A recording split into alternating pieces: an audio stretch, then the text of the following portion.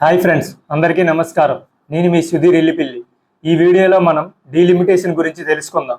దానికన్నా ముందు మనం ఒక విషయం తెలుసుకోవాలి. తెలుగు రాష్ట్రాలకి 2014 విభజన చట్ట ప్రకారం అసెంబ్లీ సీట్స్ పెంచాలి. అంటే ఆంధ్రప్రదేశ్కి 175 నుండి 225 సీట్స్ చేయాలి. అలాగే తెలంగాణకి 117 నుండి 153 సీట్స్ చేయాలి. కానీ 2014 నుండి ఇప్పటి వరకు అలాంటిదేమీ జరగలేదు. అదే అస్సాం రాష్ట్రంలో మాత్రం రీసెంట్గా డీలిమిటేషన్ చేసి అసెంబ్లీ సీట్స్ పెంచారు. మరి ఆంధ్రప్రదేశ్లో ఎందుకు చేయలేదు? అస్సాం రాష్ట్రం అనేది బీజేపీకి అనుకూలంగా ఉండడం వల్ల చేశారనేది చాలామంది వాదన. అదే తెలుగు రాష్ట్రాలు బీజేపీకి అనుకూలంగా లేకపోవడం వల్లే చేయలేదనేది చాలామంది వాదన. రీసెంట్గా మార్చి 22, 2025న తమిళనాడులో స్టాలిన్ గారి అధ్యక్షతన అన్ని సౌత్ స్టేట్స్ కలిపి డీలిమిటేషన్కి వ్యతిరేకంగా ఫస్ట్ జేఏసీ మీటింగ్ నిర్వహించారు. ఈ మీటింగ్కి కర్ణాటక, తమిళనాడు, కేరళ, పంజాబ్, ఒరిస్సా నుండి చాలామంది ముఖ్య వ్యక్తులు హాజరయ్యారు. కానీ మన ఆంధ్రప్రదేశ్ నుండి ఎవరూ హాజరు కాలేదు. సాధారణంగా ఇండియాలో సగటున ఒక మనిషి 1 రూపీ ట్యాక్స్ కడితే అదే వ్యక్తి తమిళనాడులో ఉంటే 26 పైసా మాత్రమే వెనక్కి వస్తుంది. తెలంగాణలో అయితే 42 పైసా మాత్రమే వస్తుంది. అదే కర్ణాటకలో అయితే 16 పైసా వెనక్కి వస్తుంది అని నేను చెప్పట్లేదు, స్వయంగా రేవంత్ రెడ్డి గారే జేఏసీ మీటింగ్ లో వివరించారు. We contribute more to national exchequer and get lesser allocations. For rupees 1 tax paid by Tamil Nadu, it get back 26 paisa. Likewise, Karnataka 16 paisa, Telangana 42 paisa, Kerala is 49 paisa. But when Bihar pays rupees 1 rupees tax, it gets 6 rupees 6 paisa. Uttar Pradesh gets rupees 2 rupees 3 paisa. Madhya Pradesh gets 1 rupee 73 paisa. అదే వ్యక్తి యూపీలో అయితే 2.2 rupees వెనక్కి వస్తుంది. బీహార్లో అయితే 6.6 rupees వెనక్కి వస్తుంది. మరి వీటి అన్నింటికి కారణం ఏంటంటే డీలిమిటేషన్. ఈ వీడియోలో నేను డీలిమిటేషన్ అంటే ఏమిటి, అసలు డీలిమిటేషన్ ఎందుకు, డీలిమిటేషన్ ఎలా అమలు చేస్తారు, ఇప్పటి వరకు ఎన్నిసార్లు జరిగింది, 1973 తర్వాత ఏం జరిగింది, అలాగే నిజంగా డీలిమిటేషన్ ఇంప్లిమెంట్ అయితే సౌత్ స్టేట్స్కి జరిగే నష్టం ఏమిటో వివరిస్తాను. డీలిమిటేషన్ అంటే ఏమిటి? లోక్సభ లేదా అసెంబ్లీ నియోజకవర్గాల సరిహద్దులను పునర్నిర్మించే ప్రక్రియ. సింపుల్గా డీలిమిట్ అంటే పెంచడం లేదా తగ్గించడం అని అర్థం. అసలు డీలిమిటేషన్ ఎందుకు? జనాభా ప్రాతిపదికన ప్రజాప్రతినిధులు ఉండేలా సీట్లు కేటాయించాలన్న ఆలోచనే ఈ డీలిమిటేషన్. మన రాజ్యాంగంలోని ఆర్టికల్ 81 ప్రకారం ప్రతి ఎంపీ సమాన జనాభాకు ప్రాధాన్యం వహించేలా సూచిస్తుంది. అలాగే రాష్ట్రాలలో అయితే ప్రతి ఎమ్మెల్యేకు సమాన జనాభా ఉండాలని ఆర్టికల్ 170 సూచిస్తుంది. ఆర్టికల్ 82 ప్రకారం ప్రతిసారి జనాభా లెక్కలు చేసిన తర్వాత కంపల్సరీగా డీలిమిటేషన్ కమిషన్ వెయ్యాలి. అంటే ప్రతి 10 సంవత్సరాలకి మన దేశంలో జనాభా లెక్కలు చేస్తారు. డీలిమిటేషన్ ఎలా అమలు చేస్తారు? ముందుగా జనాభా లెక్కలు చేయాలి. ఆ జనాభా లెక్కల ప్రకారం నియోజకవర్గాల యొక్క బౌండరీస్ మారుస్తారు. దీనికోసం డీలిమిటేషన్ ఆర్ బౌండరీ కమిషన్ ఏర్పాటు చేస్తారు. ఇందులో సభ్యులుగా retired chief justice of India, chief election commissioner, concern state యొక్క ఎలక్షన్ కమిషనర్ సభ్యులుగా ఉంటారు. It is a very high powerful body. వీళ్ళ యొక్క నిర్ణయాల్ని కోర్టులో కూడా ఎవరు క్వశ్చన్ చేయలేరు. ఒక్కసారి రాష్ట్రపతి ఆమోదిస్తే ఆ మరుసగనమే అమల్లోకి వస్తాయి వీళ్ళ యొక్క నిర్ణయాలు. అలాగే వీళ్ళు ఈ కాపీస్ని లోక్సభలో లేదా అసెంబ్లీస్లో ఇస్తారు, కానీ వారు ఎటువంటి మోడిఫికేషన్స్ చేయలేరు. మనకి యాక్చువల్గా 2021లో జనాభా లెక్కలు జరగాలి, కానీ కోవిడ్ వల్ల చేయలేదు. ఇప్పటి వరకు మన దేశంలో 4 సార్లు డీలిమిటేషన్ జరిగింది. 1952, 1963, 1973, అలాగే 2002. ఫస్ట్ 1951 సెన్సస్ తర్వాత 1952 డీలిమిటేషన్తో 494 సీట్స్ చేశారు. అలాగే 1961 సెన్సస్ తర్వాత 1963లో 522 సీట్స్ చేశారు. 1971 సెన్సస్ తర్వాత 1973 డీలిమిటేషన్తో 543 సీట్స్ చేశారు. అలాగే 2001లో 2002 డీలిమిటేషన్ ద్వారా లోక్సభ సీట్స్ పెంచలేదు, కానీ అసెంబ్లీ సీట్స్ మాత్రం పెంచారు. అంటే స్టేట్స్లో బౌండరీస్ మార్చి. అంటే ఇప్పుడు మనకున్న 543 లోక్సభ సీట్స్ అప్పుడు 1971 జనాభా లెక్కల ప్రకారం జరిగింది. 1973 తర్వాత ఏం జరిగింది? 1973లో ఇందిరాగాంధీ గారు మన దేశ జనాభా పెరిగిపోతుందని చెప్పి అన్ని రాష్ట్రాలకి జనాభాని కంట్రోల్ చేయాలని పిలుపునిచ్చారు. కానీ దీన్ని కేవలం మన సౌత్ స్టేట్స్ మాత్రమే సీరియస్గా తీసుకొని పాపులేషన్ కంట్రోల్ చేశారు. కానీ నార్త్ స్టేట్స్ ఏమాత్రం పట్టించుకోకపోవడం వల్ల అక్కడ విపరీతంగా జనాభా పెరిగిపోయారు. మన సౌత్ వాళ్ళు ఎంతలా కంట్రోల్ చేశారంటే కేరళలో అయితే బర్త్ రేట్ కన్నా డెత్ రేట్ ఎక్కువ ఉండేది అప్పట్లో. సో 1976లో ఇందిరాగాంధీ గారు డీలిమిటేషన్ చేద్దామని చూశారు.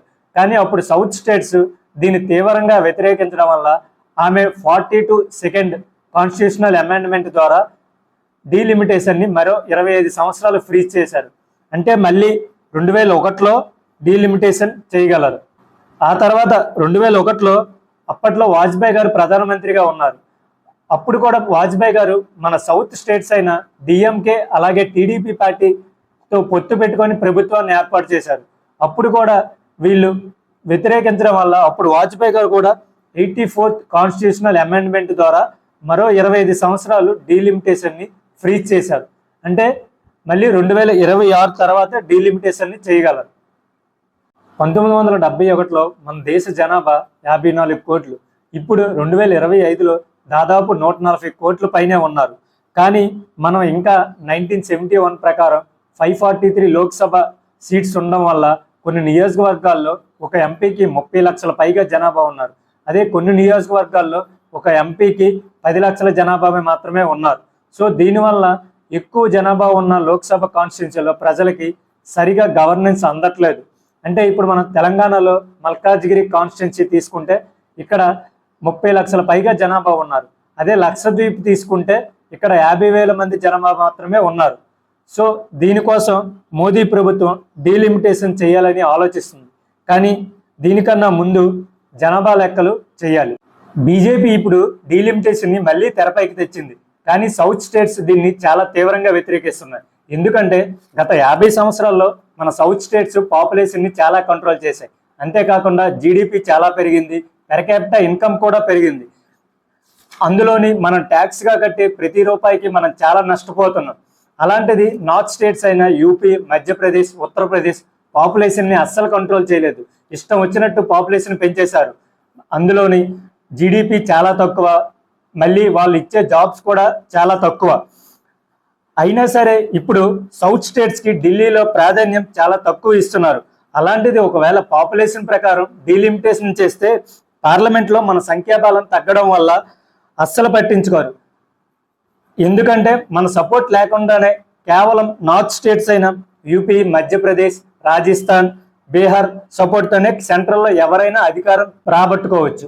అలాగే ప్రొఫెసర్ నాగేశ్వరరావు గారు చెప్పిన ప్రకారం 15th ఫైనాన్స్ కమిషన్ 2011 జనాభా లెక్కల ప్రకారం స్టేట్స్కి ఫండ్స్ కేటాయించారు. అందులో 5 సౌత్ స్టేట్స్కి 28,000 కోట్లు ఇస్తే కేవలం బీహార్, ఉత్తరప్రదేశ్ మాత్రమే 31,000 కోట్లు ఇచ్చారు. అంటే ఇప్పుడు ఎలా ఉందంటే సొమ్ము ఒకటిది, సోగు ఒకటిది. అంటే డెవలప్మెంట్లో వాళ్ళే నాశనం చేసుకున్నారు. అంటే సింపుల్ ఎగ్జాంపుల్ చెప్పాలంటే this 1,700 crore rupee under construction road bridge across the Ganga river in Bihar's Bhagalpur district collapsed like a pack of cards. బీహార్లో ఈ మధ్య కాలంలో అవినీతి వల్ల ఎన్ని బ్రిడ్జిలు కూలిపోయా మనమే చూసాం. అదే ఫండ్స్ జమ్మూ కాశ్మీర్కి ఇస్తే ఓకే, ఎందుకంటే బార్డర్లో ఉన్న స్టేట్ కాబట్టి. అలాగే సౌత్ ఈస్ట్ స్టేట్స్కి ఇచ్చినా పర్లేదు, ఎందుకంటే అది మన అందరి బాధ్యత. ఆ ఉద్దేశంతోనే తమిళనాడులో జేఏసీ మీటింగ్ ఏర్పాటు చేశారు. ఆ జేఏసీ మీటింగ్లో ఎవరు ఏం మాట్లాడారో మనం తెలుసుకుందాం.